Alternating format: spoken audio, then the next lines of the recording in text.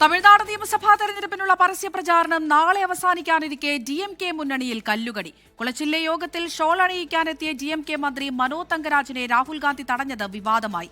MK സ്റ്റാലിനുമായി Rahul Gandhi വേദി പങ്കിടാത്തതും ചർച്ചയാവുകയാണ്. TVK അധ്യക്ഷൻ വിജയുടെ വില്ലിവാക്കത്തെ റോഡ് ഷോയ്ക്കിടെ തിക്കിലും തിരക്കിലും 2 പേർക്ക് പരിക്കേറ്റു. മുഖ്യമന്ത്രി MK സ്റ്റാലിനും ഡൽഹി മുൻ മുഖ്യമന്ത്രി അരവിന്ദ് കെജ്രിവാളും ചെന്നൈയിൽ റോഡ് ഷോ നടത്തി.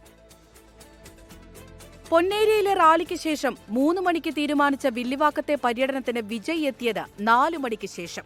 ഉച്ച മുതൽ ബാരിക്കേഡിനുള്ളിൽ കാത്തുനിന്നവർ വിജയ് എത്തിയതോടെ തള്ളിക്കയറി. ഇതിനിടെയാണ് 2 യുവതികൾ ബോധരഹിതരായത്. 2 പേരും പ്രാഥമിക ചികിത്സ തേടി.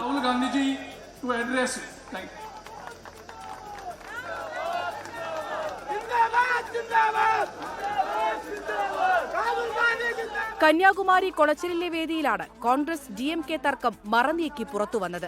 DMK മന്ത്രി മനോ തങ്കരാജ് ഷോൾ അണിയിക്കാനെത്തിയപ്പോൾ രാഹുൽ ഗാന്ധി നിരസിച്ചു. മുഖ്യമന്ത്രി MK സ്റ്റാലിനുമായി രാഹുൽ ഗാന്ധി വേദി പങ്കിടാത്തത് നേരത്തെ ചർച്ചയായിരുന്നു. TVKയുമായി മുന്നണി ഉണ്ടാക്കാൻ കോൺഗ്രസ് നേതാക്കളിൽ ചിലർ നേരത്തെ ശ്രമങ്ങൾ നടത്തിയിരുന്നു.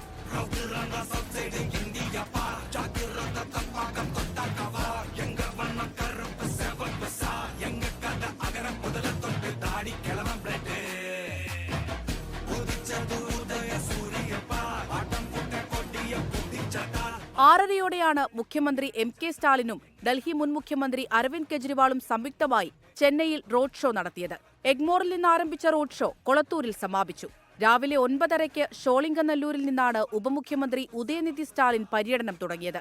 വൈകിട്ട് ചെപ്പോക്കിലും അമ്പത്തൂരിലും ഉദയനിധി പ്രചാരണം നടത്തി. 24 ചെന്നൈ.